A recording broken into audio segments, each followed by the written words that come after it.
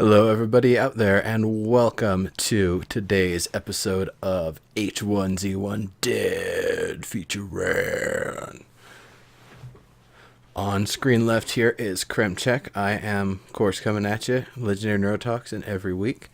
And we are just going to start getting into the content. As you can see, we've cleared the space above. There's no guests this week, and instead we're going to be focusing on putting all the content there as we discuss it, because there's a lot to discuss.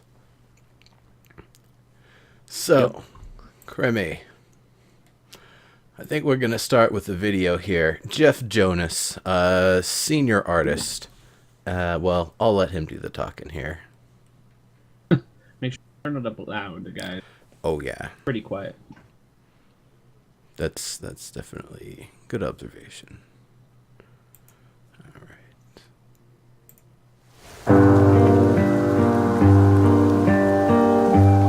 Hi, I'm Jeff Jonas. I'm a senior artist here at Sony Online Entertainment. I've been here for 16 years and I've been on many projects. And this project I've gone from just doing wearable art to doing vehicles and environment art and props.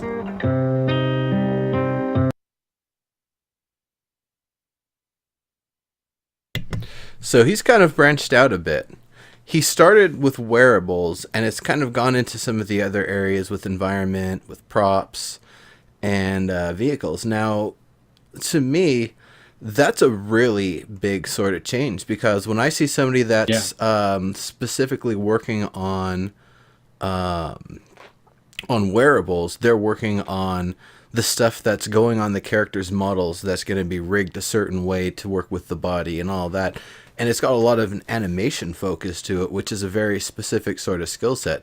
Not to say that somebody who does that can't work in other fields, but usually, if you're, it seems like that's like the most specialized thing somebody would usually be doing. So, it's kind of an interesting sort of thing. For sure, yeah. It's crazy how much he does.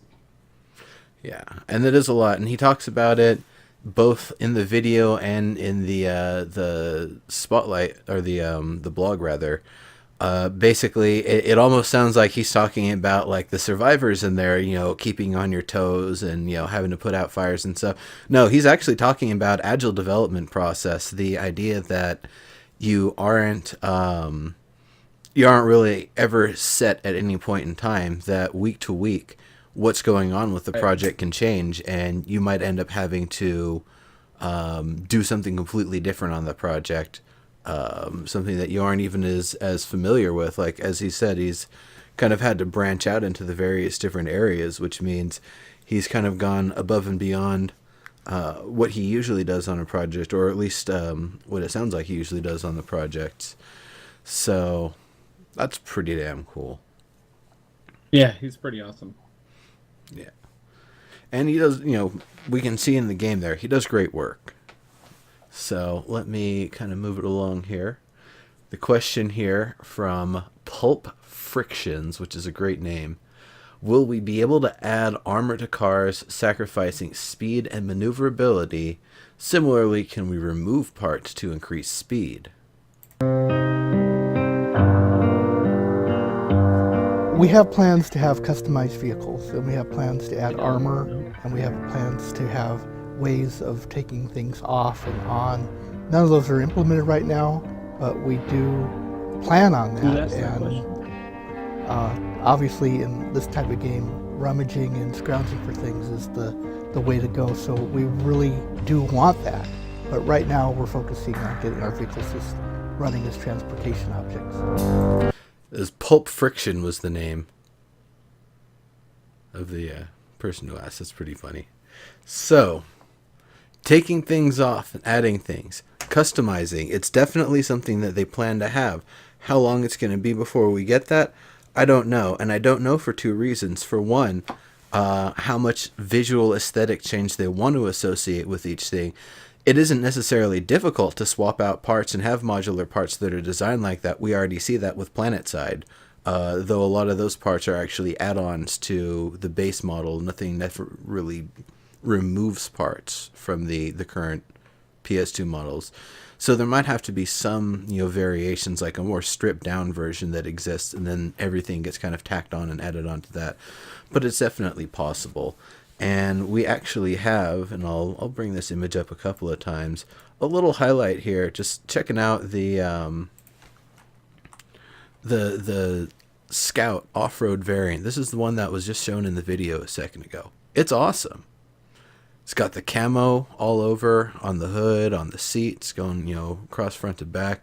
Kind of maybe a muddied up or a different kind of looking camo patterns. The trim looks great. You got the rusty corrugated steel, or aluminum or whatever it is. I would hope it's steel. I love it, yeah.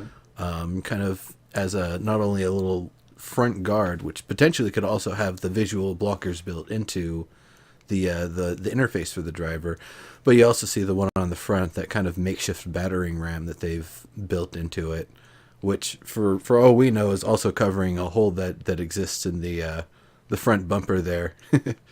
So tires, you can kind of see the XYZ coordinate thing over by the tire, the front one. It's in Maya, pretty sure.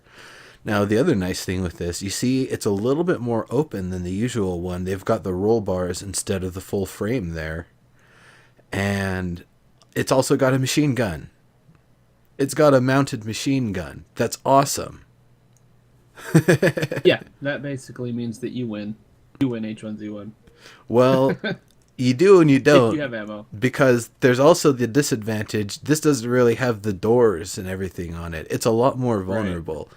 People who just randomly firing volleys of arrows at you might have a lot more success than the closed vehicle. Yeah.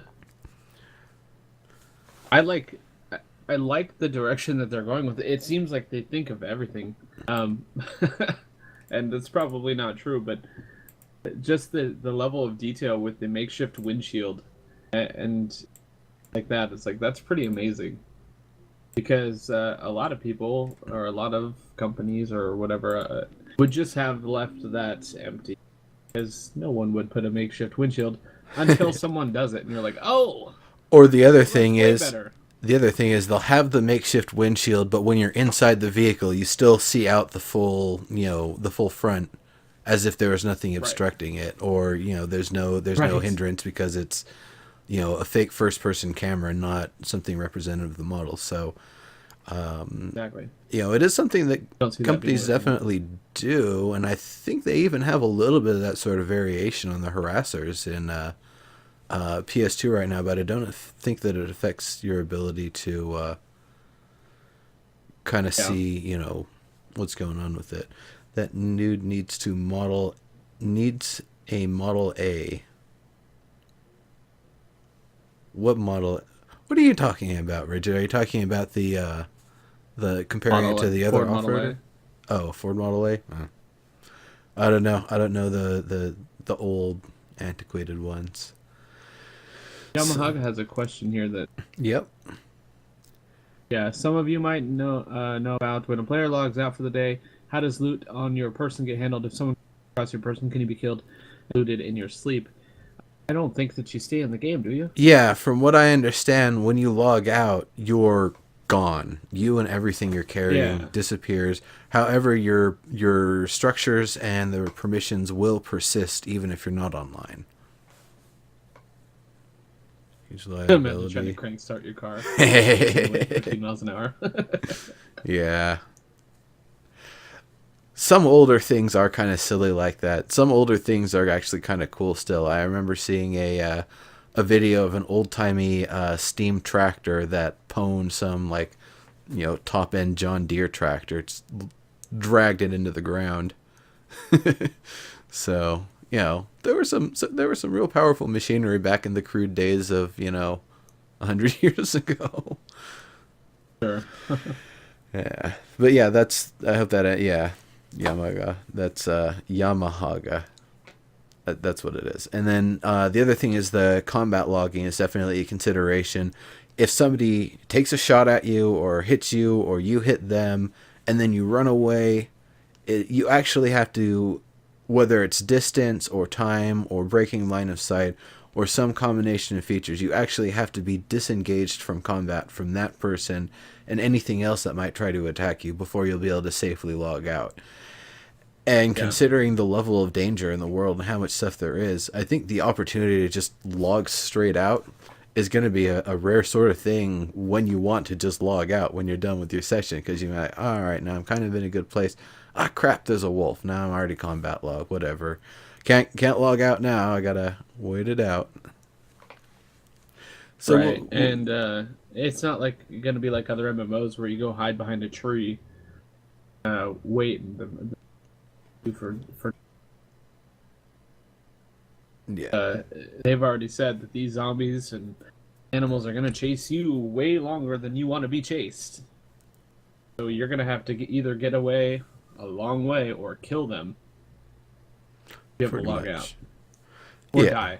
Or die. That's the other one. Though, considering the virus doesn't go away, I could see a lot more people probably just going the route of dying, especially if they don't end up adding any progression systems or anything. Not me. It's all about living for me. Alright. So let's bring it back to the video here.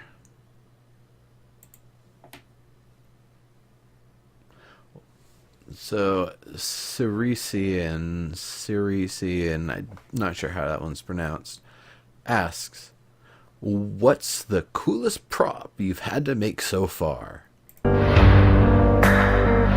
What's the coolest prop I've had to make so far? Well, I've made a lot of objects. The coolest thing I've made is probably the vehicles. The off-roader vehicle was a big challenge, and the police car. But the actual prop that I'm most proud of is the tribute guitar we made to John Roy, who passed recently. He was a team member that I've worked with for over 20 years, and we decided to make an object for him. His memory, he was a guitarist, and we made an electric guitar that can be used as a club, or it's also a decoration object. That guitar is awesome. That is really cool. The reason for making it is really cool. Everything about it is. You keep on cutting out. I think you're getting below the audio level for your mic there sometimes. Oh, weird. Maybe I should just talk louder here. Is this better? There we go. Awesome. Do it. Anyway, that is awesome. That guitar is awesome. The reason that he made it is awesome. Everything about it is awesome. Well, the reason why he made it is noble. It's tragic that... Well, yes. Yeah. Yeah. Yeah, you know what I'm saying. Yeah. All right. So, Hannes5-9 asks, will there be more types of trees in the future? More type of trees in the future? E.g. color, height, width?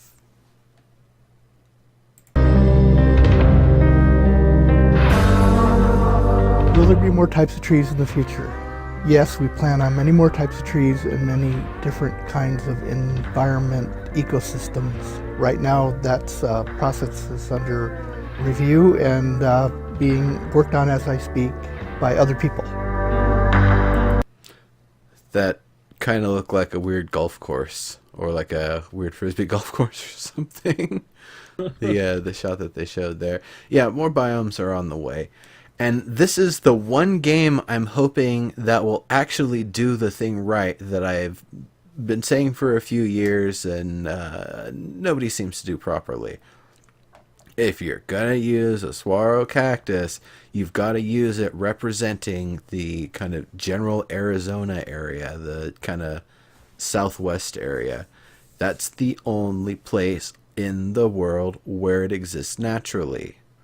So if I'm not seeing them red mesas in the background along with the saguaro cactus, something's wrong. In fact, this would be a game that would actually probably represent the various different types of desert, your higher desert, all of that stuff. It's being able to go through and show them not just, as they would be in the real world, but even further, adding the levels of altitude where some plants start up and some plants kind of stop growing, where they stop showing up, and have that level of actual realism built into it. That's definitely possible. That excites me a lot. Most games don't have that level of detail, not by a long shot. Oh yeah, for sure. Is the Yarrow cactus, is that The saguaro cactus, yeah, that's the one with Yarrow? the one that everyone uses to represent deserts everywhere. It's the one that looks like Cactar from Final Fantasy. Perfect. Yes. Actually, I had never seen that kind of cactus, and I was disappointed when I went to Vegas the first time, because I was told that I would be driving through the desert for hours and hours and hours to get there, and I was like, yes. I didn't see one, and I was very, very upset. So this last time we went to Phoenix, and I finally got to see some. Yeah, I was gonna say you wouldn't see any on the way to Vegas. I'm sure you saw tons of silver choya and stuff out there, but Yeah. not cactus. But anyway, let's move on so I don't make this a field biology show. We've got a couple of questions here. Rigid88. Eric Clapton as a zombie playing his Stratocaster. As a zombie, I don't know that a zombie is going to be playing anything, but I could see somebody theming their character and their design after that. Publicum asks, will there be corporations? Corporations can only exist if players themselves, A, set them up, and B, the other players on that server actually recognize them as corporations. There's not going to be any sort of system where, like, there's a built-in trading company or anything like that. All the systems, all the social systems we create are things that are literally our own inventions, things that we do to organize our world, organize our space in a way that makes it easier for us to work with or work against whatever, else is in that server, whoever else is there. And right now it's anarchy, and that's how it's going to be for a while until we create some kind of system. This thing just happened, so we're all going crazy trying to survive, and we're not actually building up yet. We're just trying to look out for number one. So once we get to a point to where everybody feels a little bit more comfortable in what they can do for themselves, I think that we'll be able to start branching out and rebuilding our infrastructure. And Yep. but right now, like I said, we're just looking out for number one. Yeah. Both. By the way, the audio keeps cutting out. Maybe you need to turn up your gain a little bit. Yeah, let me Yeah. go into TeamSpeak. I turned it down a while ago. Okay, you mess with that, and I'll get us on to the next question here. Yamahaga asks, will there be grouping in anything indicating your group with people nearby versus ungrouped players? That's something that they've talked about. It's possible to add some of those features, but they, right now, want to add as minimal stuff as possible to see how well we can do on our own to figure things out. Because the less systems they need to add for organization, if things can work for everybody, the better. It's less impact on the servers, it's less things, moving parts that they have to deal with. So if it's not necessary, it's not necessary, and they're gonna try that at first to see, what level of actual grouping and organization we really are gonna need, or what's just kind of a convenience.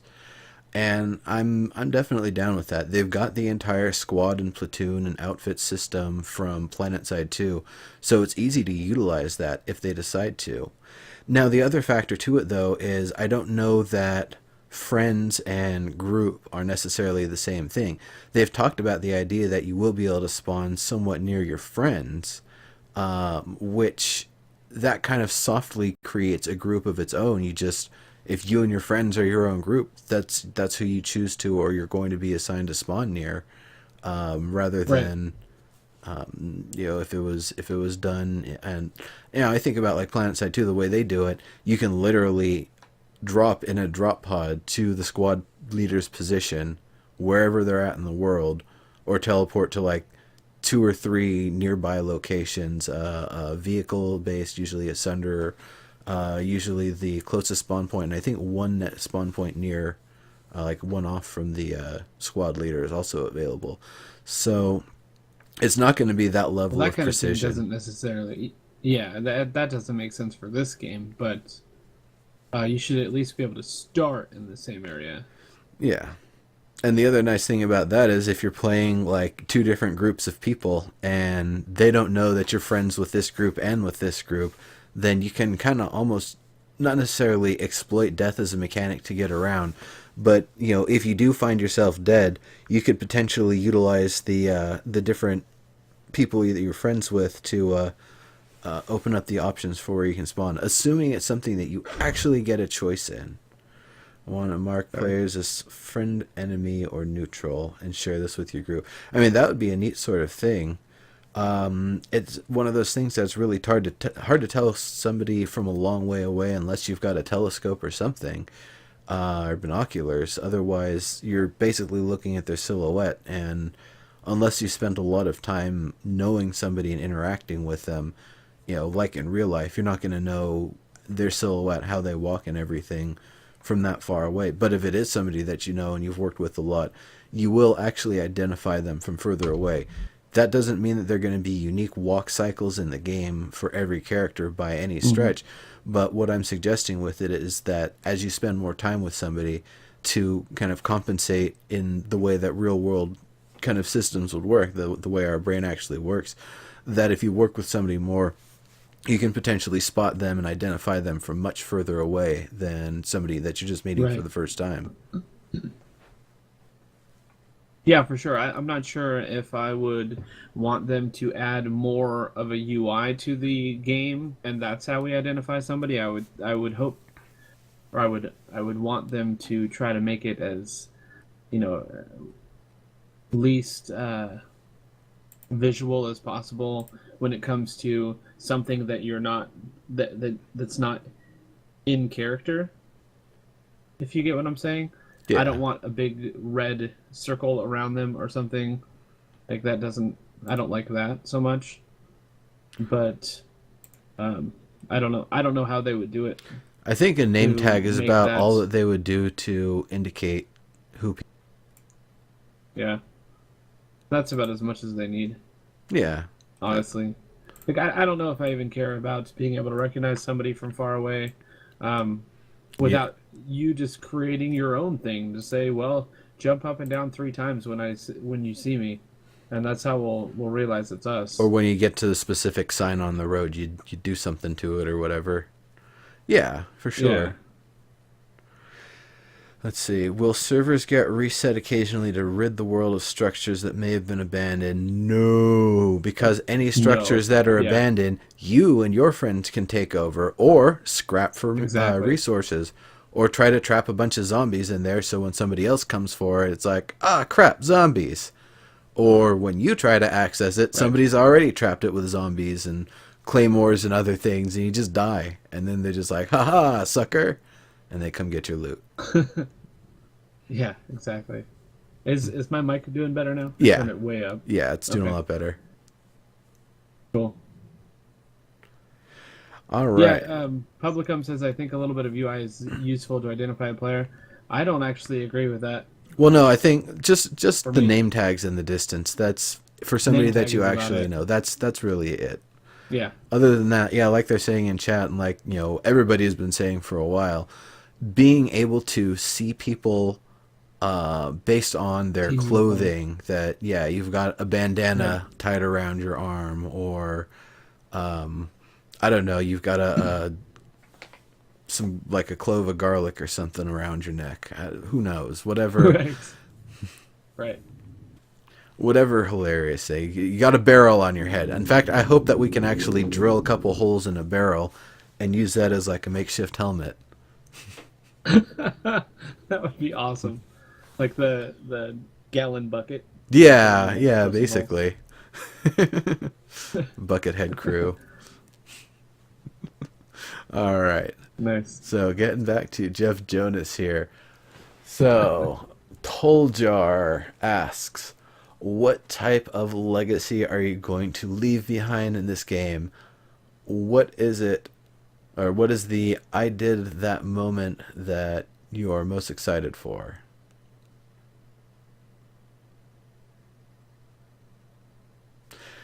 That doesn't read very well. But anyway,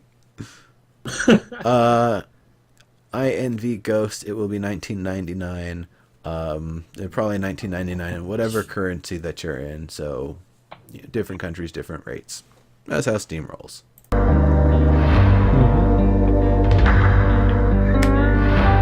The type of legacy I'd like from this game was this team was thrown together to try to produce something with a very agile development system, and we've moved from some kind of ponderous operations here at SOE to something that's very quick, and we've had quite a fast turnaround, and there's a lot of things been thrown into this mix, and a lot of really high quality artists, programmers, technicians, and animators, and it's starting to come together. So the legacy is, can we develop something this fast and have it actually be a win? Thank you very much for your excitement about H1Z1. We hope you enjoy our world and you enjoy the vehicles I've made and the environments like the supermarket and some of the other hard to find places. I hope those are a lot of fun, and I hope to see you online playing. All right. So, great stuff there. Yes. Baby Swoop says you have a really awesome background, by the way. Wanted to make sure to let you know. Gotcha. Well, let me pull that video off there. Man. So, what he kind of talks about here is something that I kind of knew about, and it became more clear to me over the course of the year here. 4 projects closed down at SOE this year. On top of that... Really? Yeah. That was Star Wars Clone Wars, Vanguard, Wizardry, and Free Realms. Free Realms, now that's where Steve right. George came from. That's probably where a lot of people came from. I don't know how much of a team they had on all the other stuff. I think Ruby came from Vanguard. So a lot of the team was assembled from the other projects that they just closed down, as well as a lot of the PlanetSide 2 team. I can't put a number on it because I don't know, the inner workings and the numbers and everything. But of the kind of public-facing people, the people that I know and am familiar with from the PlanetSide 2 team, about half of them went over to H1Z1. And that's not a bad thing at all, though it did definitely, it seems like it's affected the development process of PlanetSide 2. Things have maybe slowed down a little bit, and, we're still waiting on some things to get done, whatever. But anyway, the idea that this, it's not just some ragtag team that was thrown together. This is a bunch of veterans from SOE. So they've already had a lot of exposure to the company, to the processes, to the tools, to the methods, to the systems, to the bureaucracy, and to everything else. They are, it's a bunch of people who have been working in the system, a lot of them directly in Forge Light, and some of them maybe not, but maybe they don't necessarily need to be as adept with that sort of thing because that's not what they interface with. But whatever the case may be, it's a really awesome team, and it seems like they've been able to do amazing work in the amount of time that we've been able to see, what they've been working on.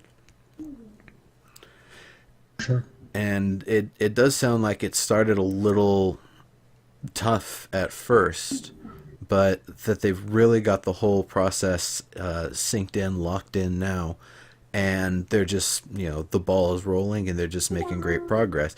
Which, when I hear stuff like that, I always worry about, the December holidays are coming up and there's going to be vacation, and I know personally that it's sometimes really hard to get back in the swing of things after a long vacation. Even the college campuses and whatever, they always have the warnings and stuff about, like, don't let your brain go to crap over the Thanksgiving break because you're about to have finals in 2 weeks. Right. And it's like, well, thanks. Like, my brain's totally going to go to crap because I'm going to be hanging out and partying for the next week and not thinking about that stressful thing that is college. TM Lawless. I will play on Thursday along with Adam Clegg and Jimmy Wisenhunt during their live stream. Now, you might not actually see me on the stream or in the game, but I can assure you I'll be somewhere it won't be on my stream. It won't. There's actually no way you'll actually be able to verify that I'll be playing it. But I'll be... No, I'm just teasing. But there is actually a stream that they're going to be planning on Thursday, 4 p.m. Pacific, I believe. If anybody has the details on that. And that will be the most latest build and showing some of the nice gameplay and stuff. And I'm sure whatever hilarious stuff that Jimmy's going to get into. Sony Shock! Hey, welcome. Steve George on the project here, everybody. Give him a follow, too. He also streams. Please go to... Yeah. He and his son are hilarious. He is a boss streamer. He's really cool. Yeah. Now it's just poo. Yeah, well, Rust has been an interesting project, and it's been an interesting project. I'm just gonna leave it there. So, I think that most games are not poo. They're just not for you. Well, it's something where, just like DayZ and a lot of the other ones, it's close in a lot of ways, but there's still a long way to go. There's still a lot of stuff that needs to get fixed and adjusted and added before it's, for sure, really solid. So I'm going to bring up the dev blog here. Really hyped for PS4 version. PS4 version will come out not only after the PlayStation 2 release, but also after H1Z1 has to be out. So it's kind of those two factors. PlanetSide 2. Yeah, PlanetSide 2 on PlayStation 4 and H1Z1 on PC. Both of those need to be met before they'll move forward with the PlayStation 4 version of H1Z1. We're hearing some swoops back there, by the way. Flex, legendary beardos. So this is a really good dev blog. I'm not going to read all the text of it. We're just going to kind of scan through some of the images and give a little description here. But it's definitely worth reading. And he kind of hints at a little bit of the production process when he talks about being agile and putting out fires. He's not talking about it in the game. He's talking about it in the office. And by putting out fires, I don't mean like, Smed's a pyromaniac IRL and he's lighting the place on fire all day long, which it paints a hilarious visual. Happens. But I don't think that's... It probably happens, but that's not what he's talking about. No, it's when you're in agile development, something comes up. Maybe one of the sprints, the art lead determines we need this specific asset like right now. It'll be assigned to somebody, and it's basically their fire to put out. It's I'm sure Sony Shock could actually probably give a lot more detail on it. He is a producer, and producers are most definitely the ones who have to wrangle the agile process for everybody. And I'm not going to get into... Was he the fire starter or the fire putter outer? No, he's the person who takes the calls at the fire station. That's what the producers are.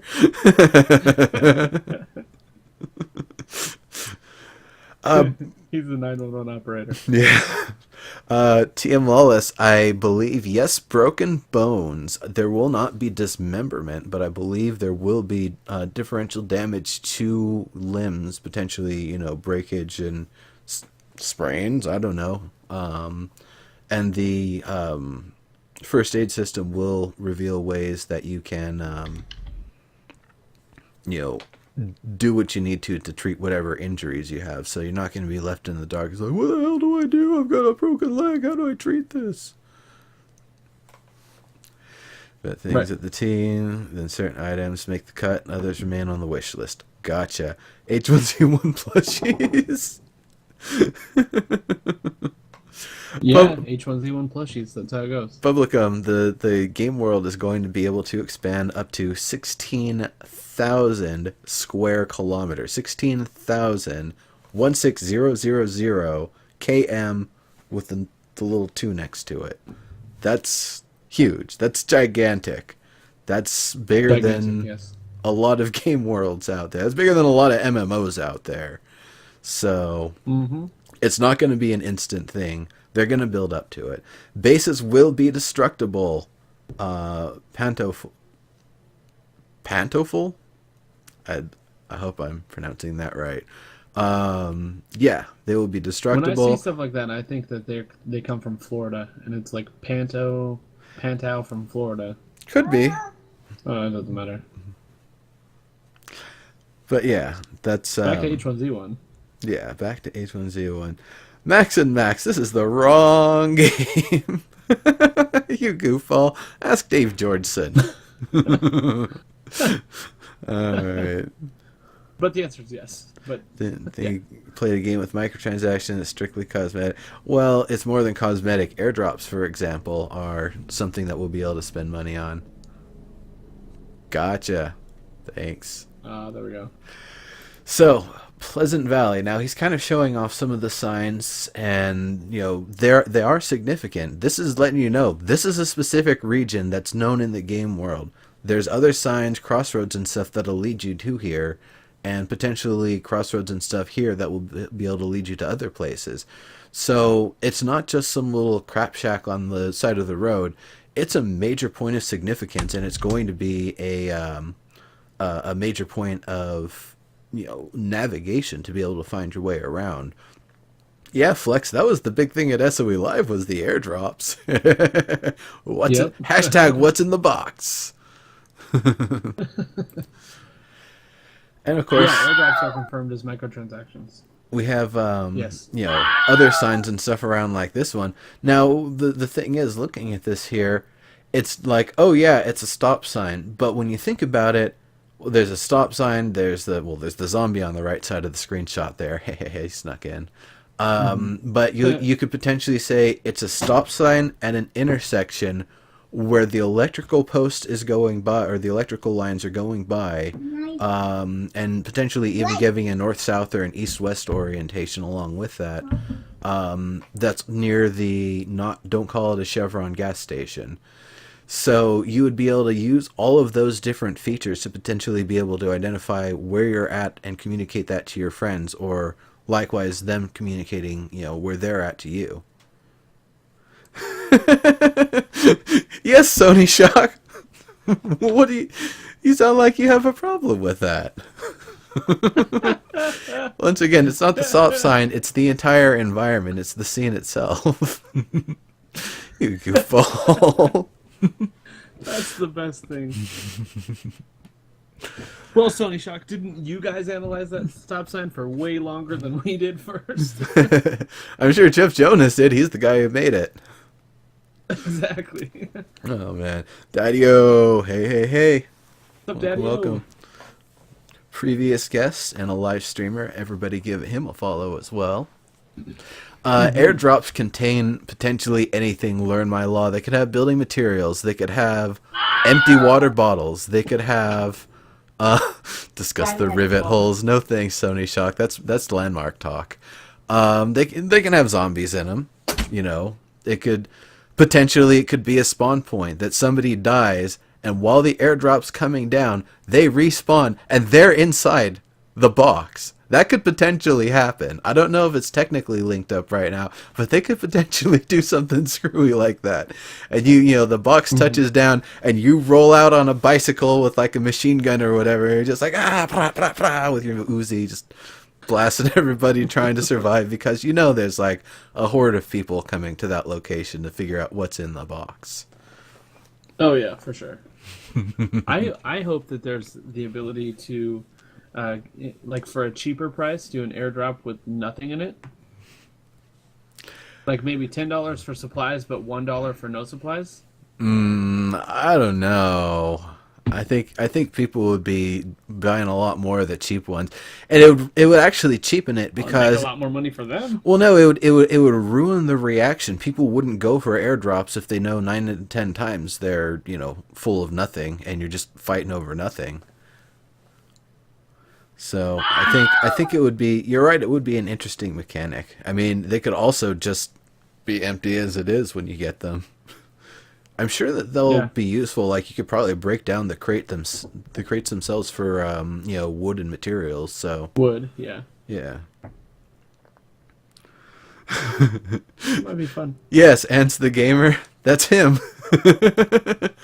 And I don't mean to put him on the spot, but if things are going really well Oh. and everything lines up, then hopefully he'll be on here next week in one of those spots up there, chatting about the game with us here. But can't, Oh, is that right? Nice. yeah, can't say anything official though because, you know, it's a project in works, Cross your and fingers, folks. you know, vacation being what it is, and all that sort of stuff. But you know, anybody from the team is welcome on here whenever they want, and. If you go back a few episodes, we had 8 of them on here. It was awesome. Definitely tune back in That for was that. Check through the videos. Some good stuff. So, Yep. signs. I'm not going to hyperanalyze these signs. All you can see from it, there's different detail, different wear and tear on them. That's nice. So there's a little variation. So it isn't all the same. That's, yeah. Self-explanatory. I'm not even going to say what this is. I'm just going to scroll to here and just leave it and move on. All right, and now we have more of a cityscape shot. Now this is really, really nice here. We have a couple of questions here. $10 real cash? I don't know. I don't think they're going to be necessarily $10, but yeah. I thought that they already had said that they were 10. Don't give me ammo. No.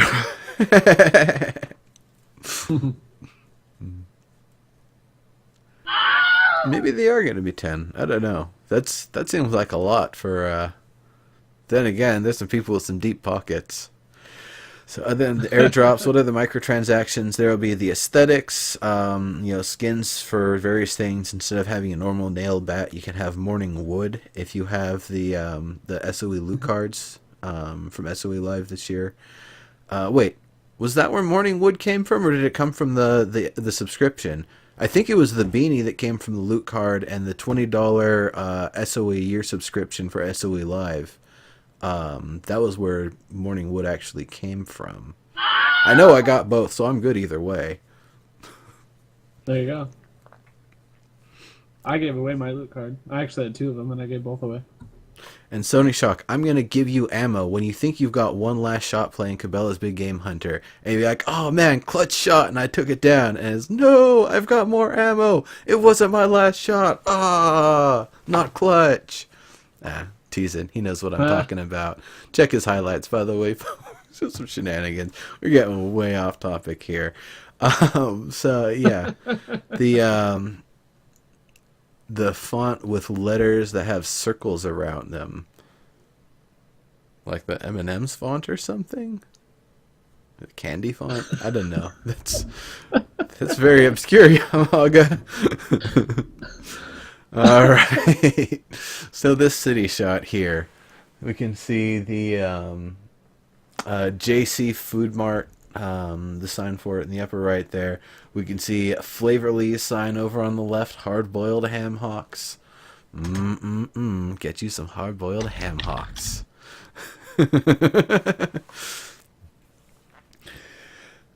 Of course, the actual signs of wear, there's one of the signs over there. It's just, plastic's busted out. It's on the left side there. You can see there's a car flipped over. I'm actually surprised that there's that manhole there on the floor, on the in the road rather. That seems like something somebody would just pick up and use for scrap like immediately. The only reason why I could see them not giving us that option is because if they don't have a sewer system planned, well then that starts to run into some issues. So I don't know.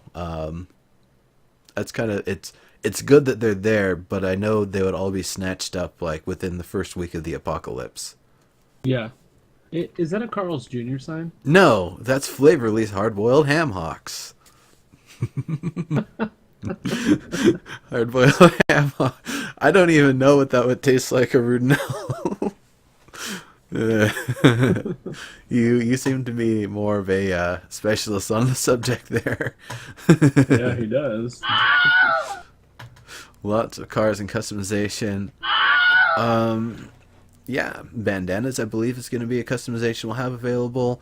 Potentially modding cars, being able to put actual nice paint on them or just spray paint designs on them even. That would, that sort of stuff I'd be really excited for. Talking about trademark, watermark things. No? Is there going to be ping restrictions? I don't think there's going to be ping restrictions. I don't know if there's going to be servers in Australia. I don't remember if they've said one way or another, but there are servers that exist for PlanetSide 2 that are hosted out there, and this is basically, it's a modified version of the same engine. I don't see any reason why they couldn't leverage the servers out there, buy more of them at the same location, and provide this service out there to, the Oceania kind of player base. That'll be really nice for you folks to have your own server too. Slimy, right, greasy football casing stuffed and flavorless, dry, mealy textured ham. That sounds gross. That's amazing. Witch bait, thank you very much. That's where the live stream with Adam Clegg and Jimmy Wizenhunt is going to be on the H1Z1 official channel. Which, if you aren't already following, I don't know why not, but I figure most people are at this point. Like 1 million people follow that by now, I'm sure. Yeah, for sure. Yeah, TM. I would say if you're looking forward to the PS4, buy the PC version first, because you're going to be waiting a bit. And then buy the PS4 version afterwards. Daredevils. Or whatever. A KOS fest. In some ways, it could be. In some ways, you're not going to be able to survive solo effectively enough for it to be a KOS fest.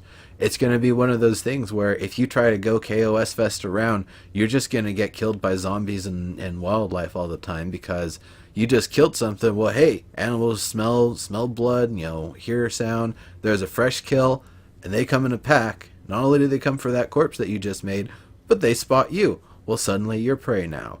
So the whole idea of going solo, it's possible to survive as a mountain man, but that was actually one of the things we focused on at the panel that me and Senor Blanco did at SOE Live this year, is the idea that you really aren't necessarily going to be able to survive as a mountain man and do everything. You'll be able to maybe survive meagerly off the world and, try to avoid danger, but for the most part, you're going to be doing a lot better with a group. That's the only way you're going to be able to build up permanent, sustainable infrastructure. You're not going to be able to do that solo, not in any meaningful way, not by a long shot.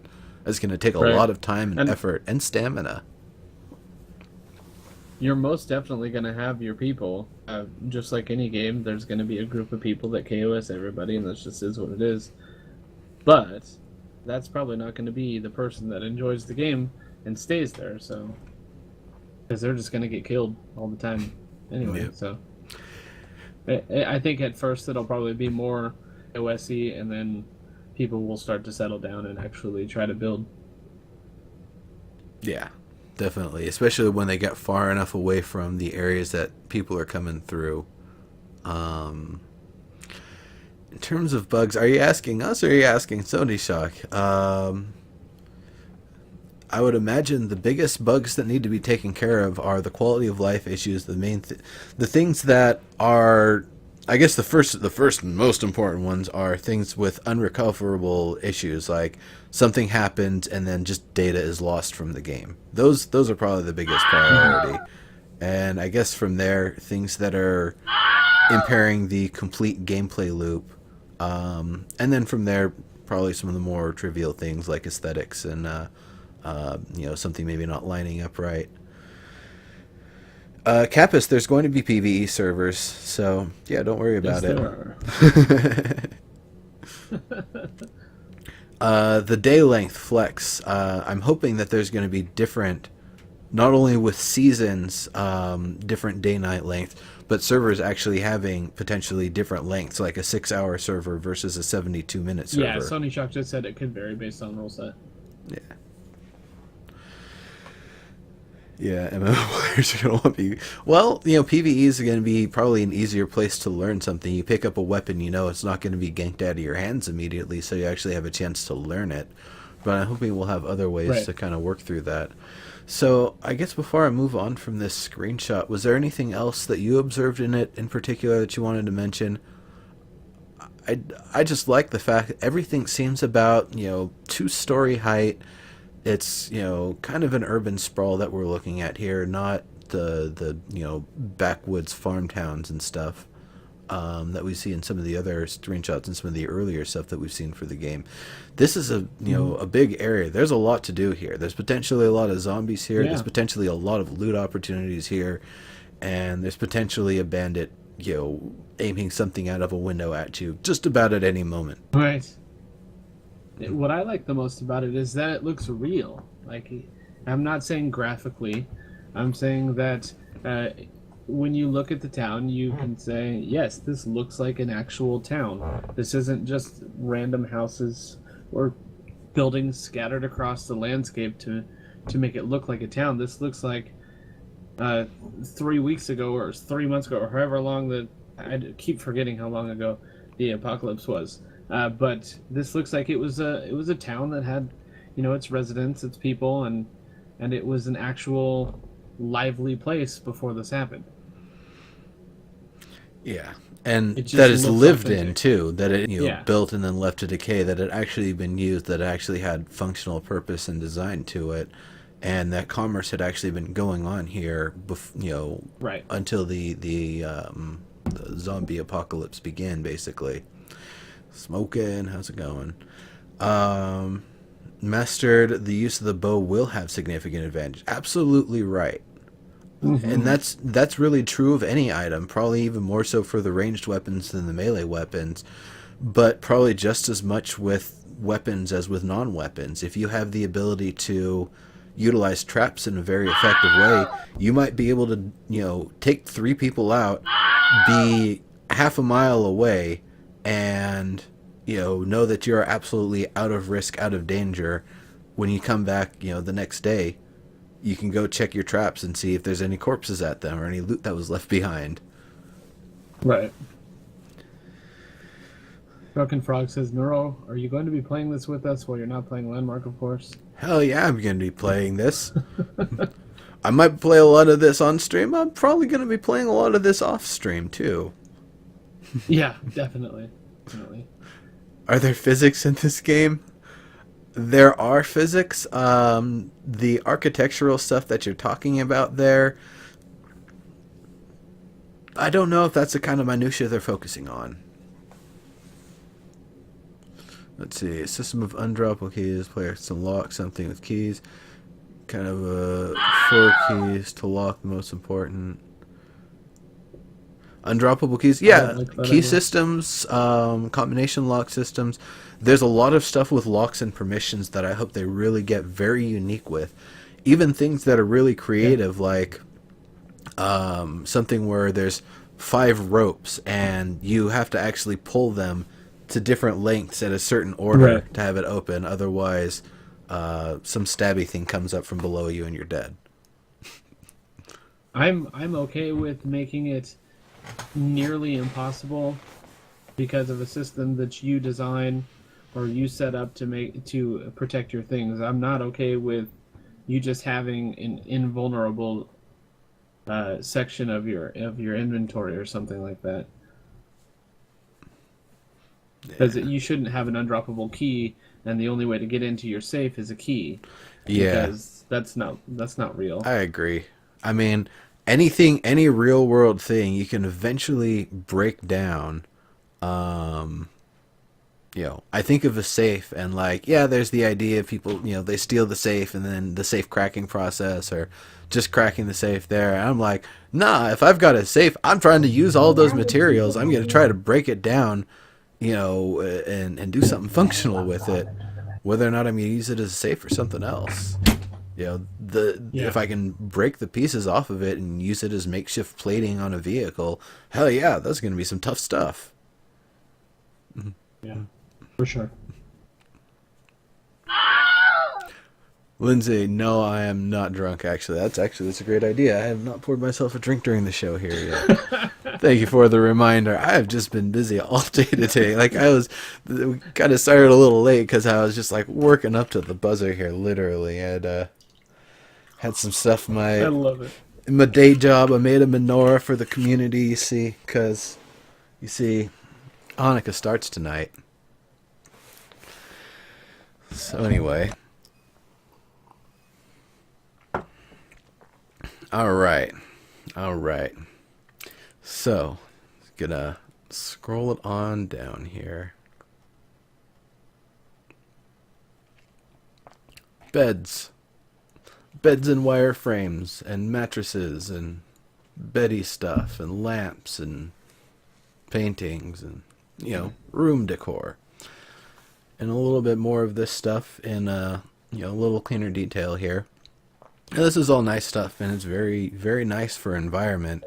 It's all stuff that I'm hoping will actually be able to be used functionally over the course of the game. Being able to use those cabinets as barricades, pushing them in a doorway, for example, like we would do in real life. Or, in a pinch, grab the lamp and smash somebody in the head with it. Lamps are great for that, actually. They're perfectly proportioned for it, to be perfectly honest. Now, I'm not a specialist in hitting people in the head with lamps, but those all, not only those kind of purple bulby looking ones, but also the ones on the post back there, they both look effective as makeshift weapons in a pinch. Oh yeah, good stuff. So I'd say an even better way to make that a weapon is you get that flimsy kind of metal that you see in a lot of lamps, and you break it. You have a nice sharp edge there. Yeah, there you go. There you go. A little cutting and stabbing. Yeah, that's just a really, really long spear. Mm-hmm. So yeah, I have my own squad, and I want to answer Rick Grimes' 3 questions. I don't know who Rick Grimes is. Is he the guy from The Simpsons that Homer killed? I think so. That's Frank Grimes. Frank Grimes, that's right. I don't know who Rick Grimes is. Oh well. I'm gonna look it up. I'd rather ask the 3 questions from the bridge from Monty Python. Rick Grimes is a character from The Walking Dead. Ah. More like a box of chocolates. Airdrops. Scared with the airdrops, it'll be pay to win. You're not gonna win. Someone spends money on an airdrop. That doesn't even mean it comes down anywhere near them. So don't even worry about that. There's not going to be. They're honestly going to be pay to lose. To be honest, you're going to go out there and think, oh man, I'm the first one there. I'm totally going to get a piece of this box, and then you get killed. Right. Good luck with that. Like, oh no. Oh no, someone spent money and got me killed. Exactly. Hey, Thalius is here. A shotgun lamp. The movie Great Outdoors. Not familiar, but that sounds pretty awesome. Yeah, for sure. Thalius is one of the hosts of the A1P1 podcast. It's an Australian H1Z1 podcast. Good guy. It is. It is an awesome show, and he is an awesome dude. Yes, it is. Definitely give Thalius a follow here, and definitely be tuning in to the A1P1 podcast, which, remind me, that's 2 a.m. Pacific time, relative to us, right? 1 a.m.? 1 a.m.? 1 a.m. Sunday morning. Yeah. Yeah. Yeah. 1 a.m. Sunday morning. It's a good show. Definitely. Very good show. Tune in. And other people tune in. I've seen Tom Shank hanging out there. Cycles McHurts. So, Nice. good place to be. Yeah, for sure. All right. So we've got a question here from Michael Flatley. It's gonna be in the same area, but you're not gonna be the only one in that area, probably. Yeah. So you're gonna you probably want to stick back or risk dying right away. Drunken Frog, yes, I believe sleep will be necessary. I believe not only will it be something involved with the process of replenishing health and stamina, but you will actually, if I'm not mistaken, you'll actually get exhausted, and you'll heal slower, you'll recover slower, you'll be more susceptible to the elements, you'll be more susceptible to illness, until you've gotten an opportunity to actually take a rest. I don't know if resting is going to be an instant, like, walk over to it and you're automatically rested sort of thing, or if it's going to have a downtime, like even a 5-minute downtime while you're resting. It kind of creates that vulnerability, unless it's the sort of, rest where you're able to, just get up out of it at a moment's notice, or whenever anything kind of, enters the area. That'll be interesting to see, how all of that gets worked out. But I believe resting is a mechanic that they have talked about. Yep. And Raccoon, he says, I don't care if you pay for clothing but not get guns and better equipment. The thing about the airdrops is that you might pay for them and you probably won't get them. Not only that, they won't necessarily have guns or equipment. They might have zombies. Yeah, it might. They might be full of poop, like I've been saying from the beginning, you know, just straight up, you open it and there's just a wave of feces all over you, and then you've got the H1Z1 virus and hepatitis and like all sorts of nasty stuff, and it's like, ah, man, I totally shouldn't have done that. Right. It'll be like the avalanche on you. Yeah. Your chest. Flex, I wish I knew. I was calling them tokens until they finally started referring to them as tickets, because I think they initially called them tokens. So I have no idea. Probably something where you stay alive for some amount of time, or you play an amount of time, or like a soft achievement system that you do something enough times and it awards you one, or awards you progress towards unlocking another one, or not unlocking, but providing. It's not like a finite thing where you unlock a certain number of tickets and that's it. It's like a almost like a slow, not currency, but something that kind of slowly trickles in as you play the game, and you'll be able to use to get to special places. And from the sound of it, the places that you can only access with tickets, when you die there, your achievements will actually have some meaningful gains for you one way or another. Thought, thank you very much for stopping in. Yeah. All right. Say 10 hours about for a token. Yeah, probably about thereabouts. Sounds right. Sounds good. No sewer systems. So army bases, doing something with the poo. Well, I mean, depending on how realistic they want to get with it, like poo and ammonia and like something else is basically how you would make a dirty bomb. So I could see that being highly effective. Crude explosives is something that they've talked about as definitely being very much a possibility in the game. So you roll up a barrel of special mix dirty bomb fertilizer, and you hit it with a burning arrow or whatever from a distance. So then you blow a hole open in the person's base that you're trying to raid. And if you can manage to coordinate that on one side and then a couple minutes later do it on the other side, you're going to split them, and it's going to be a big old mess. Literally, and yeah. So yeah, that's definitely, I could see poop being useful. Quote of the show right there. So this bad boy, this vehicle right here, it's nice. I'm just kind of getting back into the images here. Yes, flaming arrows, burning arrows, that's definitely something that is in the game, in fact, if I'm not mistaken, but I believe there's still not the full link up with ammo.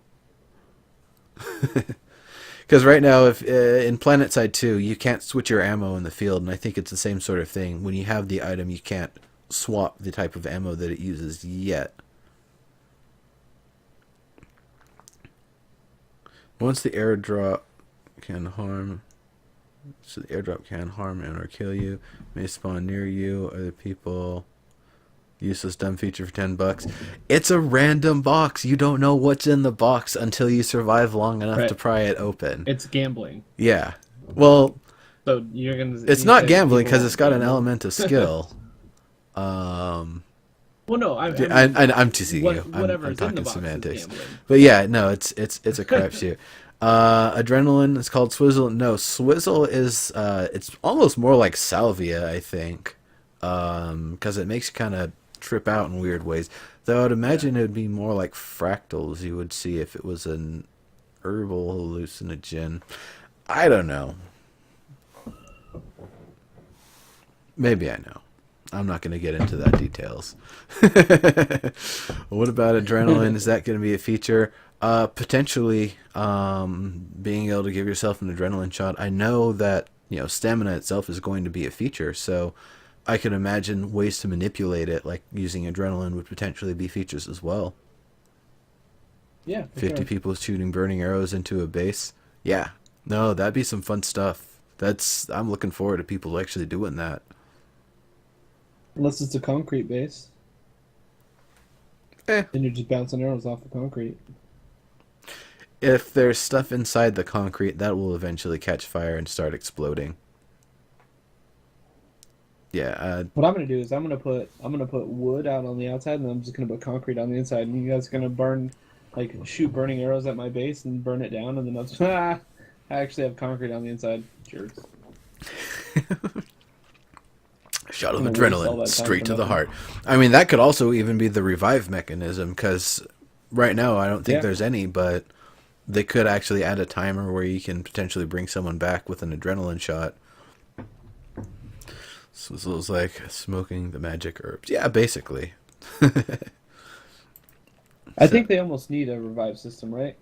It almost seems necessary because if you're playing with your friends and one person dies or something, then that basically screws up the whole group's gameplay for however long it takes to get back together. The only reason I would see it being a really major thing to add is so when somebody dies in some accident, like they got killed on the way into the base, even though they knew the trap was there and they totally avoided it, but the collision was weird for some reason, that you can pick them back up. Right. You know, that sort of stuff. Or, you know, Right. you fired the gun by accident or whatever, and you took somebody out with a ricochet.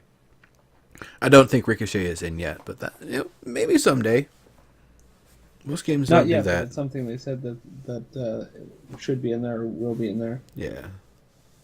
Which is funny because I think there was a game called Ricochet that didn't even have Ricochet, so. Oh well, I think that one came and went pretty Cool, quick right? anyway. Swizzle is made from pure cactus water.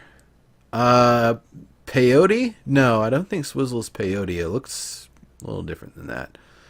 Paul Carrico is the person to ask about what it actually is, though, because he is the guy who made it. He's the source. He's the dealer. Paul Carrico. I believe he will say Red Bull though. Yeah, well, no, I think it was Sony Shock who called it Red Bull because they can't say that, you know, you just used this baggie of herb that made you do this thing. Right. So, yeah. You heard that?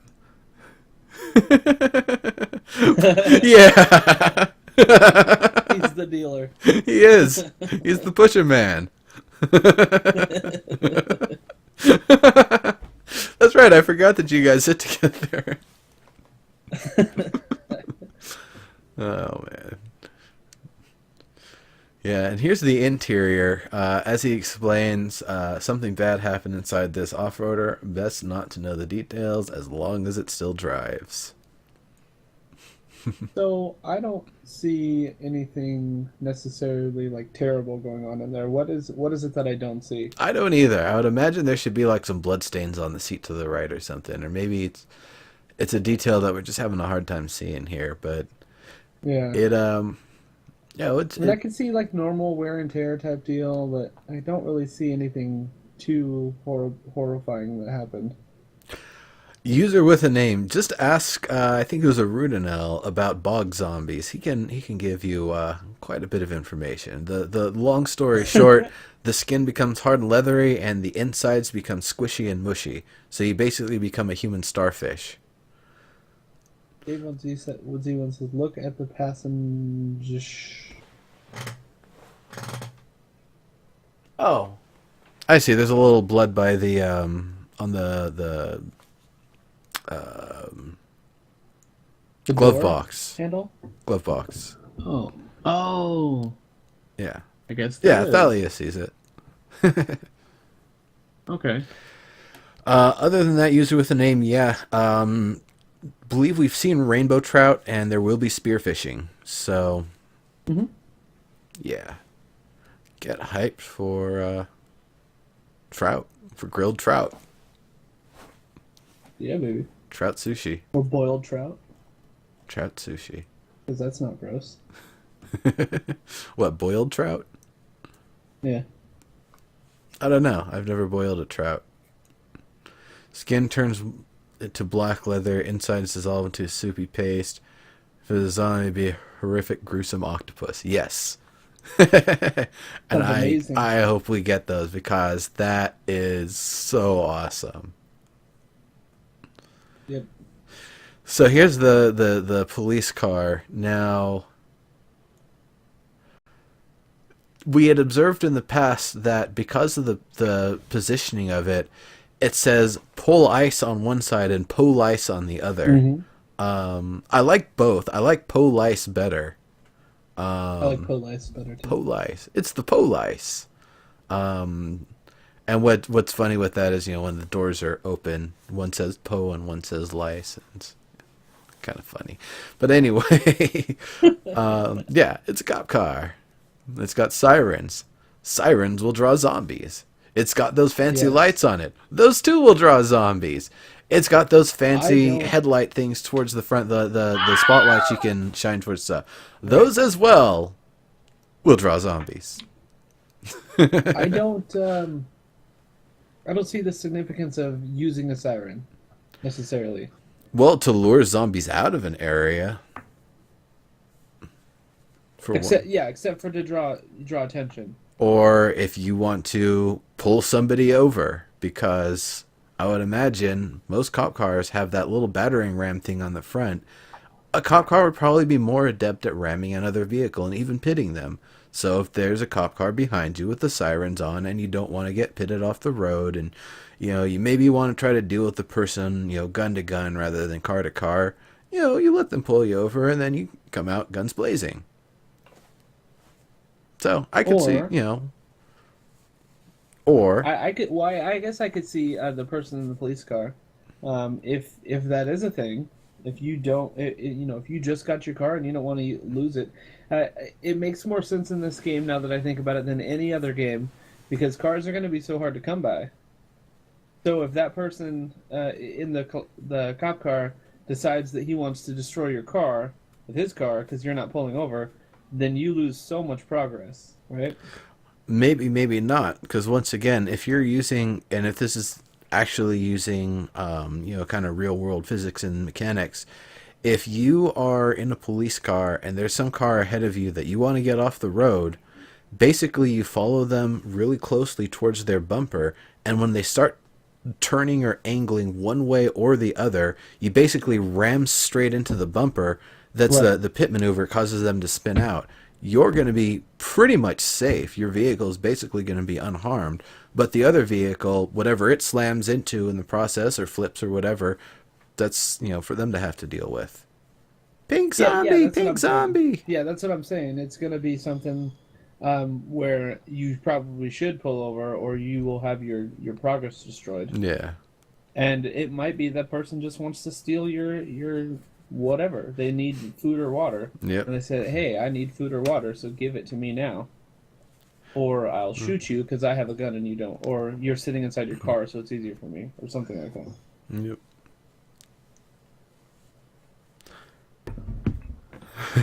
The one other thing that I could see sirens being used for, if the audio system is set up this way, is to drive into a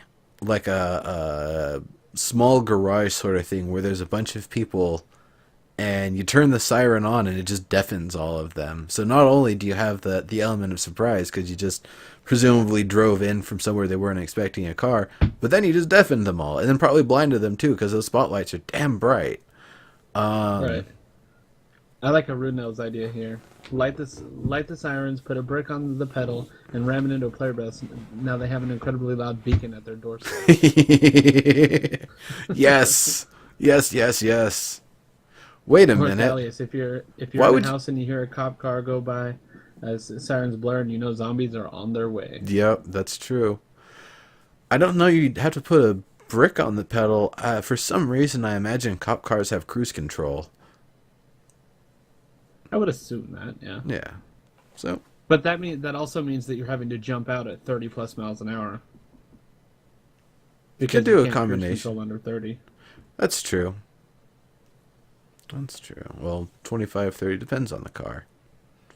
Right. Hell, even idling into a base, if you just shoot anybody who tries to stop it, just like slowly, with the break off. That is, hey, you get those shenanigans out of here. All right. And while he's doing that, Yes. She's sitting here whispering in the background. So you guys probably can't hear, but it's very annoying. not like when Smed was whispering, "Early access in 1 week." Right. What a troll. It's, do you know where Mommy's Kindle is? 48 times. Roll it down a hill. Yeah, exactly. Okay, so Romero's Supermarket. He got this in the game here. I don't know where the name comes from in particular, if it's like a reference to John Romero, for example, or where the name came from, but apparently that was the name he went with, and they stuck with it. And it's a big supermarket, and he said he's not as familiar with building large architecture like this. Like he said, more wearables is what he works with. So this is a little bit of a kind of break from what he usually works with, but looks just fine, looks good. Makes me think of the various shops and stuff, the supermarkets near me, especially using that kind of brick-like material for the lower half of the wall, and then more of just a straight plaster for the upper half. There's a few franchises in particular I can think of that do that, so definitely keeping it actually looks like Circuit City to me. Circuit City. I would say like the Vaughn's Pavilions, Albertsons kind of line of stores is really more where I see this sort of thing going on. Maybe not the reddish brick, more the grayish brick, but yeah. Yeah. Yeah. All right. So moving on here, we've got this nice little. We're officially less than a month from early access. That's pretty boss. Yeah, hell yeah. George Romero, come on, guys. George Romero. Tony Shock sounds very disappointed in us today. There's a lot of Romeros out there. I don't know. Maybe he was a really big Doom fan. Like, give me a break.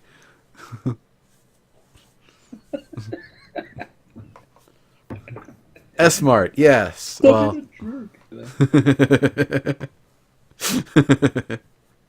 S-Mart, yes indeed. Yeah, it's a shopping market. It looks like a supermarket. It's got all the shelves and everything. It's got the checkout stands. It definitely looks the part. It looks like, if there wasn't a zombie apocalypse that had just happened, you'd be able to go in here and get your cereal and your vegetables and your booze and all that sort of stuff. Again, very authentic.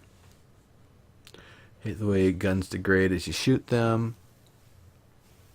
Well, I mean, there could be different ways. It could be like a partial and permanent degradation, like, it breaks down this much until you use a gun cleaning kit and then it's restored, versus if you don't use a gun cleaning kit or whatever after a certain point, then every shot that's fired does start to actually cause wear or potentially cause it to jam.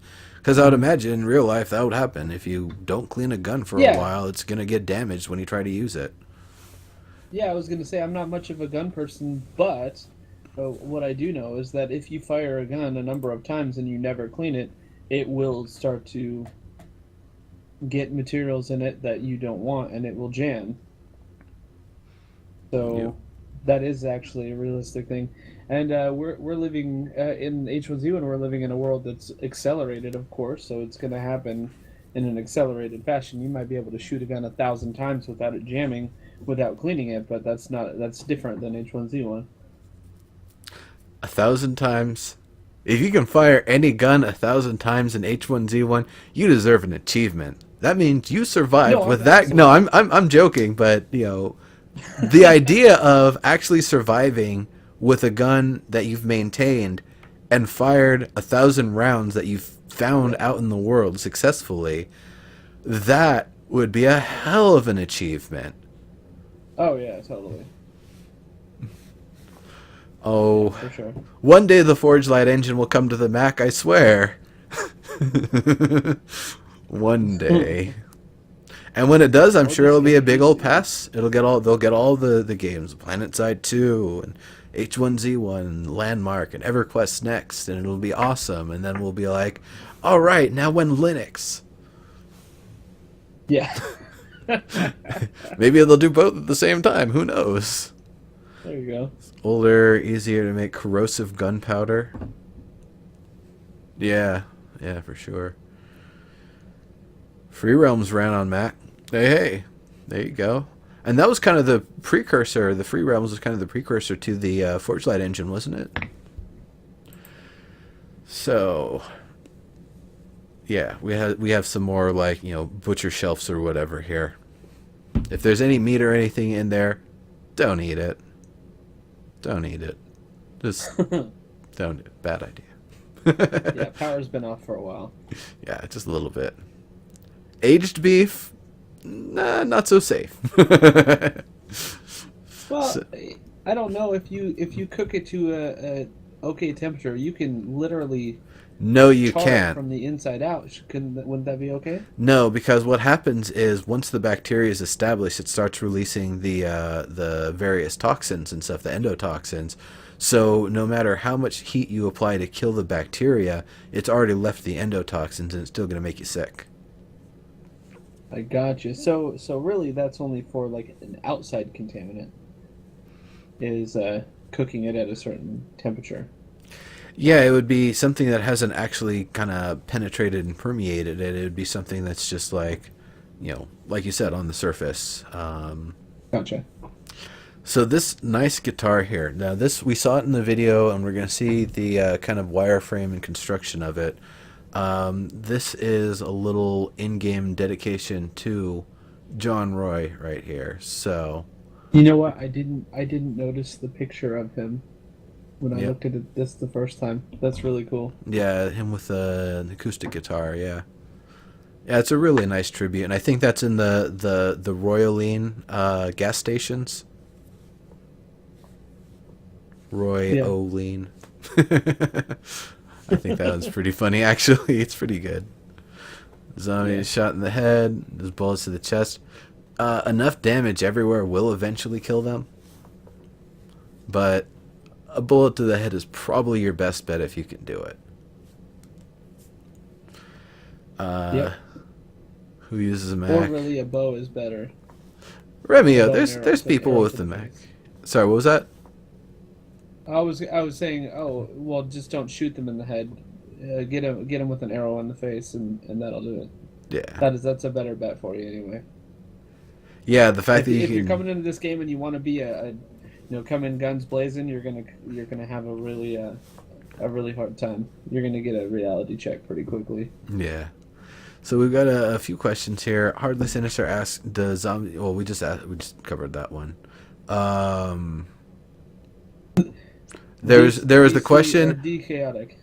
Well, Remio asked, honestly, who uses a Mac? And then I don't think fancy people play survival games. Actually, Macs, there's a lot of artists and graphic designers and musicians and stuff, and they like video games too, believe it or not. A lot of them are actually really disappointed that they bought all of their stuff for Mac and continue to be buying and stuff for Mac because that's what they're comfortable and familiar with, but they have to basically do a hack system or some other method if they want to play Windows games legitimately, on that system, or otherwise get another system. So, yeah, Mac people have kind of had to deal with it. It is what it is. Yep. System of travel, dechaotic, legs, hang gliders, vehicles. I was gonna say, have you ever asked your when you were younger? Did you ever ask your mom, "Hey, can you give me a ride to Blank and Blank's house?" And they're like, well, you got legs, use them. That's the system of travel. Kind of like that. Legs gonna be the most effective, most reliable way to get around. Potentially bicycles will be like the stealth ride to get around, I guess, because it's gonna be not a running engine, but a bicycle. So, a bicycle and a bow and arrow if you're going for like total silent, stealthy person. But yeah, cars, they're going to require fuel. Maintaining them is going to be a challenge. And someone could just run up and steal your spark plugs. Adam Clegg. So you would then have to take them down. Or actually, was that Adam or was it Jimmy that did that during that live stream with? I thought it was actually neither that took the spark plugs. Oh, was it that Steve other? George? It was Paul and Steve. And he yeah, was running around with. Was he running around with Adam? he was running around with Paul Carrico, and I think Adam and Okay, Jimmy had Paul. both come around and been doing shenanigans. Bike Ninja confirmed. That Yes. And then maybe it was Adam that took it. Yeah, I thought it was. Stone Glade. Either way, it's a hilarious thing to do. Stone Glade, wrong game. Yeah. Thank you. Yeah, no, we kind of anticipated that too. Happens. It's a big update. Anyway, hey dude, can you give me a ride? Of course, come on in. Bam. And yeah, I can see a lot of that. So the gamer said, yeah, it was Adam. Yeah. Here's the kind of some of the detail of the guitars there. Just some lovely stuff. You can see, the construction of it, the strings, the tuning pegs, the not bridge. Well, I guess it is kind of the bridge where the pickups are at, as well as where the strings kind of end there. It looks legit. It looks like the genuine article. It looks great. You just pick it up and start pick it up and start tuning it. Actually, is what I would probably do. Not strumming it, because strumming an out-of-tune guitar sounds terrible. Yeah. Can we play some? Yeah, you could play it across a zombie's face. Yes. Dragging zombies. I would love to be able to drag zombies. Rudnell says, if Adam steals your car, it's no big deal. You'll find it crashed 60 meters down the road. That's why he just steals the plugs. Yeah, pretty much. Not the best driver. Or fantasy football player. But that's another show. Yeah, he just doesn't have the time for that. I know. I just like to tease him. You guys got him into a league knowing that he was just going to be the loser. Oh, well. It's got to be someone. Anyway, so we're going in the same boat now. Kind of get back into the show notes from the last one, the kind of getting into the Q&A stuff a little bit more here. Sweet. So, if you swing with just the right timing, can you place... That would be awesome, Rudnell. That would be awesome. I mean, if you want to play guitar in game, have the game and then play a real world guitar through your microphone in the in-game proximity chat, and then be like, "I'm playing the guitar," and then when you hand it to somebody else and tell them how to do it, and while they're trying to figure it out, you stab them in the head. I don't know. Yeah. Whatever. I know we were talking about it not being a KOS game, but shenanigan murders, I could see those happening. Yes, for sure. It's like you're in a group of 20 people, and then all of a sudden one is like, hey, you look like you'd be great with an ice pick to the head. Ha Yeah, exactly. Different zombie types was something that they talked about in the QA. Speeds being different, awareness times being different. Those are two major differences we'll see initially. Probably how they can detect you. Some might be better with vision, some might be better with smell, some might be better with just the general heat. On top of that, they might have other things like one of them might be more maneuverable. Maybe it's got some sort of a weird limp, so it always kind of walks off at a jaggedy angle. So it's really hard to tell when it's coming at you, as well as when you're trying to line up a shot on it, it's basically bobbing back and forth to make it a lot more difficult. There's a lot of that sort of stuff that they can put into it. I'm really excited because people are going to see zombies and think a zombie's a zombie. Whatever. You've seen one, you've seen them all. And they kill one or two, and it's not that big of a deal. And then the next one they come across, it's screaming and charging at them, and it chews on their face, and there's nothing they can do about it because it caught them unaware. And it overpowers them because it's a tougher one for whatever reason. So there's going to be a lot of variance with the zombies, and it's going to make for a lot of interesting gameplay. One thing they've talked about, and I think we talked about a bit too, is the idea that there'll be the faster ones that'll kind of break out of the horde to chase people, but for the most part, it's this slow, impenetrable, moving horde that you're going to be seeing with the zombies a lot of the times. And when that's coming, board yourself in and be quiet, or you're dead, basically. Right. Exactly. Or get on a bicycle or whatever mode of transportation you have and get the hell out of there. Yep. Yeah, and zombies follow in a long way, and they herd up. They will naturally herd up. So it's definitely not meant to be easy to deal with them. You really want to have a sense of, you're having to survive a big, the human-sized version of a storm of locusts. They will just destroy everything in their path that they so decide to, or that just gets trampled or in their way as they go through. So it's it's going to be this kind of moving wave of destruction almost. It'll be really interesting to see, almost like the migration patterns, the weather patterns for the zombies or whatever, and how they get around the world. I would be interested to see more of like a nomadic type zombie clan. That'd be an interesting thing. Do you think that you're out in the middle of nowhere and you're not going to see much, but then you get this horde of nomadic zombies that are just trying to get their next get to their next area, and there's like 30 of them, and so I could see nice and safe before. What would be doing it is probably that those zombies are all being driven by whatever major motivator. Maybe they are driven to where there's a lot of machinery going on. The high pitch of whirring cogs and gears and stuff does something to their infection affected hearing, that now can hear in the super high ranges of like 50,000 hertz or something. So that's why that specific horde would be going towards an area where there's industry actually still existing and being utilized, versus ones that just they like a spider, they follow the sun. So when the sun rises, they go that way, and when the sun sets, they go that way, and when the sun's overhead, they kind of meander. Right. I wonder if there is any actual way to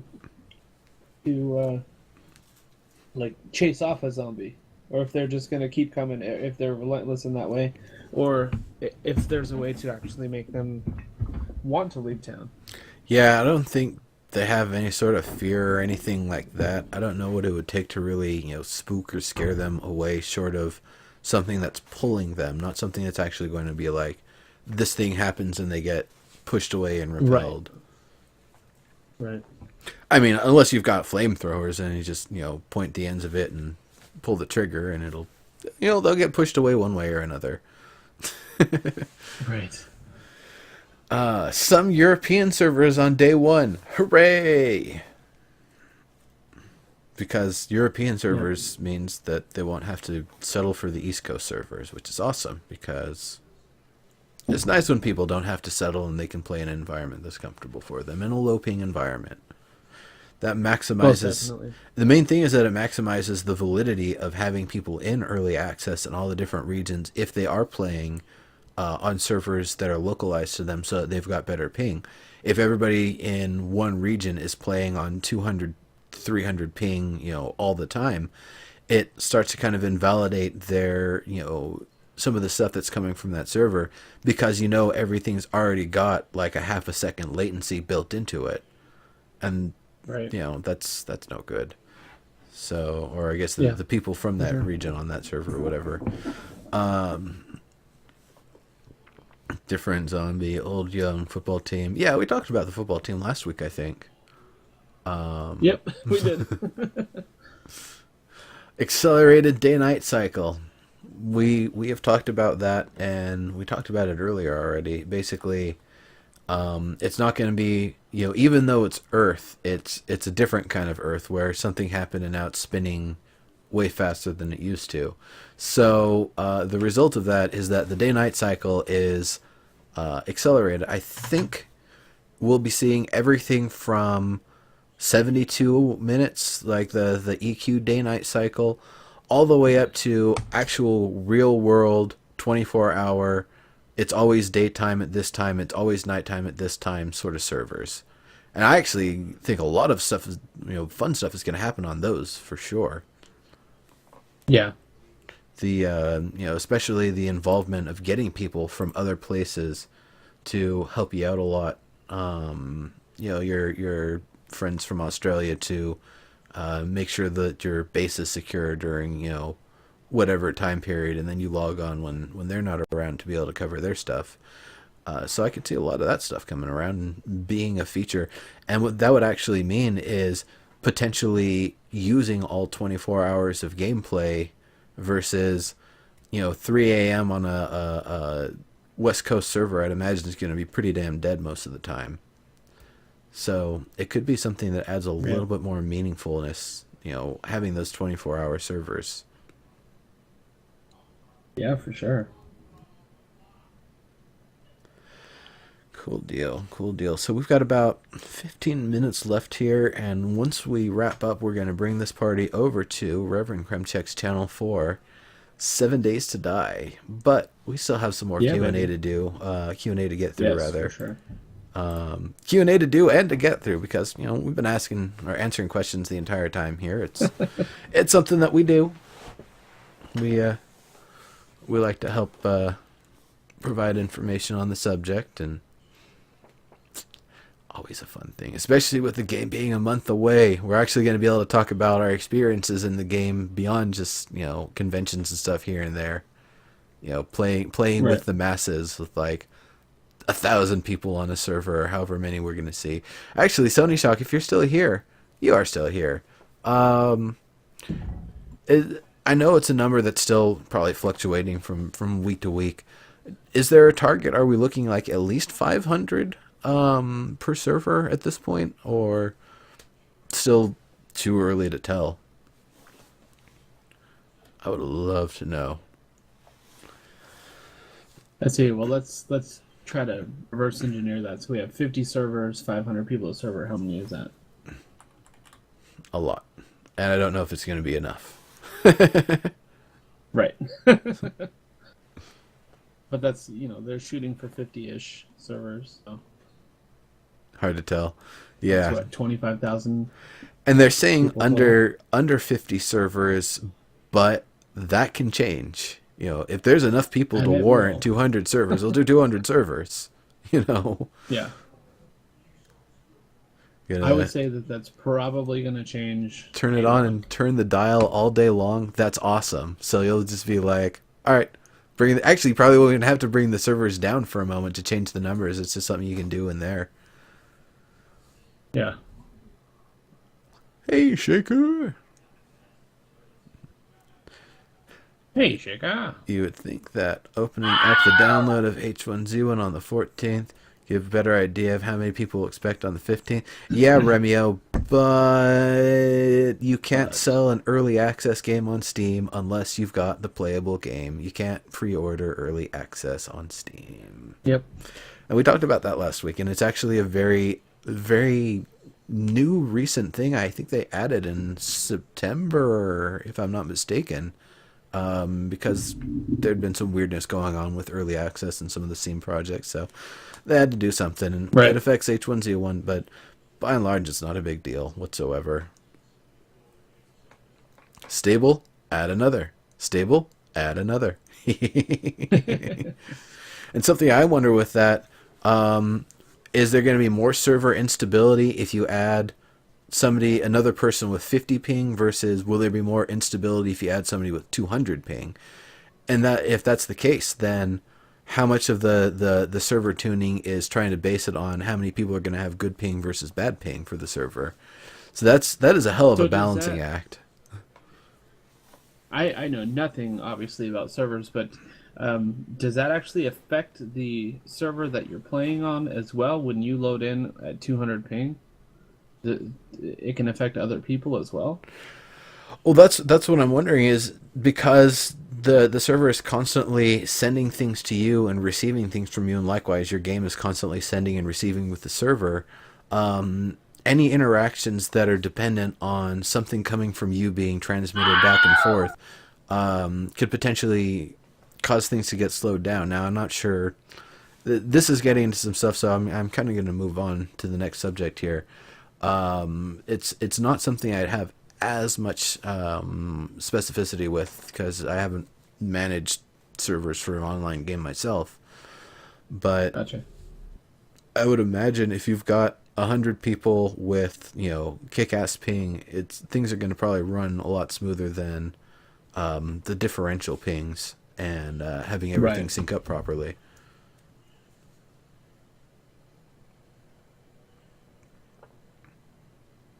How many servers per pop? Yeah. 5 servers, 10 pop. Yeah. Who knows? Okay. Moving down the list, will there be farming for food? Corn and wheat and flour. Or corn and wheat seeds, so we'll be able to make flour and moonshine and stuff. So yeah, corn's been confirmed, wheat's been confirmed. I thought there was another one that they had confirmed as well. But those are definitely two, and those are two big ones because you can do a lot with corn and wheat. I know that you have beets in a can. Can you farm beets also? Is that one of them? I hope we'll be able to at some point, but I'm pretty sure the beets in a can is like meant to be one of those really low tier, like, yeah, it's food in your system, but you can at least make the Well, the corn would be that way too, though. what was that? In reality, corn would be that way too. Corn isn't nutritious. For the Well, most part. it is sugary, but it does have some amount of protein and stuff with it. Ish, yeah. Yeah. You might have a burst of energy, but it won't keep you sustained. Yeah, I'm sure corn would probably be more useful to turn into fermented things anyway, like your Yeah, for sure. moonshine. So there's currently over 100 recipes and over 90 unique things that you can actually make. That's awesome. That's a lot of stuff. Mm-hmm. That's a lot more than some, a lot of existing games, I'm sure. I don't even think Unturned has 100 items in it. Or 90 unique items, rather. Probably not. Even with all the weird And that's- ammos. Yeah, and that's day one, yeah. Yeah. That's So day that's one. that number's gonna skyrocket. Oh, yeah, that could easily be over Eventually. 1,000 in a year. Yeah, yeah. And especially it's over 100 recipes and 90 unique items. The unique items won't increase at the same rate as the recipes because there'll be potentially 10 ways to make everything later down the road. Right. It'd be hard to defend and stop people from stealing your crops. Yeah, it's a tough sort of thing. Sony Shock, see you later. Have a good See you later, evening, man. and we will definitely be seeing you next week. Hopefully. Chat or otherwise. I think they actually start their vacation. Probably see ya either If way, everything goes well, I think they start their vacation next week, the SOE-wide 2-week vacation. So it would be a nice. little bit of everybody taking a little bit of a break, which is quite nice. Quite nice for the team. Yeah. Good for them. Yeah. Health system, health and wellness. Yes, you can catch diseases, not just H1Z1 virus, but other things. Being cold will affect your wellness. You can get common cold, you can get hypothermia, potentially other things. You can also get tired if you don't rest for a while. So that kind of confirms the question that we had earlier. That yeah, there is definitely You need resting. Yeah. I wonder if they're going to have like a UI interface for all of the different types of things that can happen. Yes. Or if you're just gonna. They are okay. So The body what simulator, I was they said. Gotcha. So what I was thinking, like, maybe just use your best judgment. If it's cold, probably need to find something to be warm, right? So even having a fire around you could make it so you're not cold anymore. So build a fire. Oh, most definitely building a fire will be able to stay above cold. That's one of the mechanics they've talked about. Cold, get near a source of fire, you'll start warming up. If you can't, insulated layers of stuff would help too. Yeah. But I was just my question. What you answered was, is it going to show you that you're cold, or are you just going to have to? I think that's part of the body simulator, and there'll probably be some way to indicate otherwise. Like, your vision will get kind of blurry or something. Maybe, who knows? Yeah. Something that indicates that stuff's kind of not as comfortable. So we have. Well, I just talked about the body simulator. Item spawning. Item spawning. Weapons and armor will be rare, but necessary to locate. Now, this is coming from, I think, Jimmy saying that they're going to be necessary to locate. And the idea, I guess, is, you'll be able to make some makeshift stuff, but a lot of the makeshift stuff sounds like it's going to be of lower quality in general than the stuff that we're going to be seeing for, the hard items that existed before that we're going to be able to find. So in that respect, it makes sense that weapons and armor are going to be rarer to find because you'll be able to make makeshift things that'll be able to get you kind of close. That'll be kind of a stopgap solution. But ultimately, you're going to be in a much better shape if you've got a Kevlar vest on, if you've got a protective metal helmet with a chin strap on, all of that sort of stuff. Yeah. I like Aruno's, going back to the last thing we were talking about, I like Aruno's idea. Chattering teeth and seeing your breath would be good visual cues without UI spam. Yeah. And it would also be more so than just being cold and needing to warm up.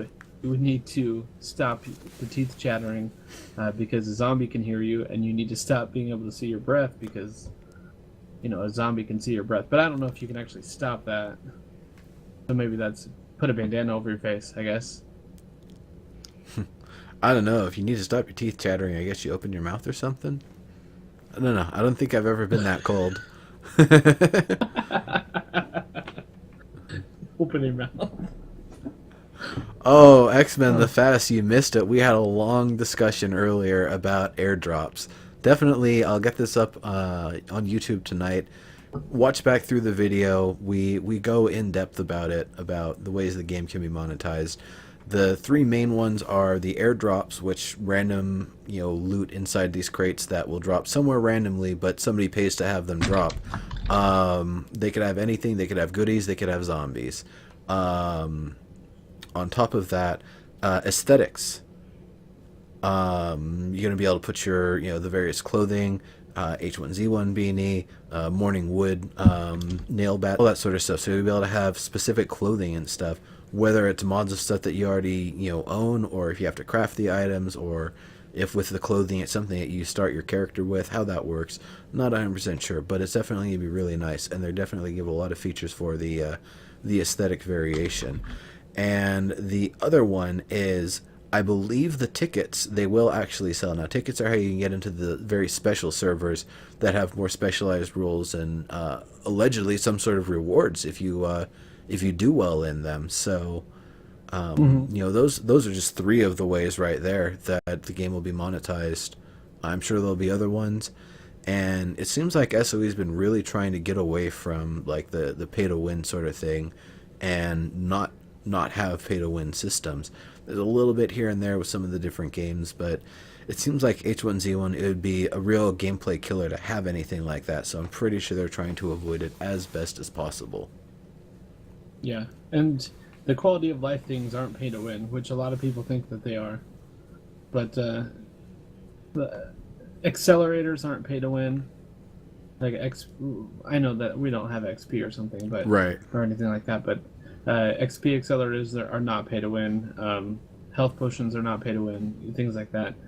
So people throw around pay to win a lot, but getting a gun is not pay to win in a zombie game where a gun might be a liability. So yeah. Yeah, pretty sure there's not going to be a pay-to-winedness to it.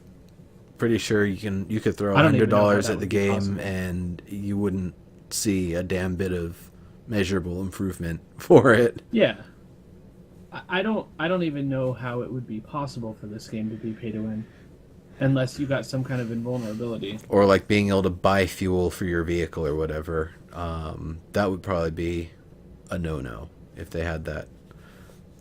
Yeah, I mean that's still not a pay to win. That's something. I see how it's kind of screwy, but it's still not a pay to win type deal. Yeah. Yeah. Okie dokie. Whoops. I forgot sometimes my keyboard's kind of loud. That might have blasted your ears there for a moment, folks. My apologies if it did. But anyway, we are getting very close to the end here, so I'm going to make a little mark for where we kind of wrapped up things here. And, between last week and this week, we haven't even gotten more than 18 minutes into the Q&A video, so probably, maybe not as much next week, but probably the week after we'll really hammer the list here and get through a lot of this stuff. It's just some really, really amazing stuff. And, if you don't want to wait to hear from us, or if you want to know kind of ahead of time and be able to ask questions about it, watch the Q&A video that was done last week on Monday from the H1Z1 team. It's 1 hour jam-packed with information and Smed's dog Millie biting everybody's fingers, which was hilarious. For sure. So, last little look through chat here. PlanetSide 2, we'll talk about that later. H1Z1 Jane, I believe the implant system is a pay for convenience that promotes pay to win.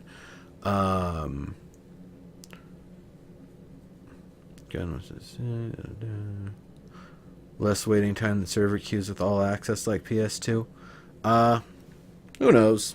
Who knows how all access is going to play in? And I don't know if it'll play in during early access or not either. That'd be a good question for Sony Shock. Save that question. Ask it next week, everybody. There you go. I don't want to jinx it, so I'm not going to say who, but we're going to have two awesome people on hopefully next week. One of them was Sony Shock. If you were in earlier, you caught that. The other person, I'll leave it as a surprise. And some folks might know, some might not. And we'll just leave it. We'll see. Hopefully everyone will be able to show up, and it will be awesome. And on that note, we are bringing the party over to Reverend Kremchek's neighborhood. So I'm your host, Legendary Neurotoxin. You can find me here. You can find this show and all previous episodes, except one that Twitch deleted because it was being silly, all on YouTube. And I'm gonna have a game giveaway. By the way. Yep. We will definitely be going over to Reverend Kremchek's. Why don't you, I guess, give your last little piece about what you're doing, and then we'll sign off and move over. Yeah, so I am the Reverend Kremchek, and I play games all day, every day, and for you guys, I'm a full-time streamer. Just something that I'm excited about. I just started up a new show a couple weeks ago, had Legendary Neurotoxin on it last week, Venilus on it the week before.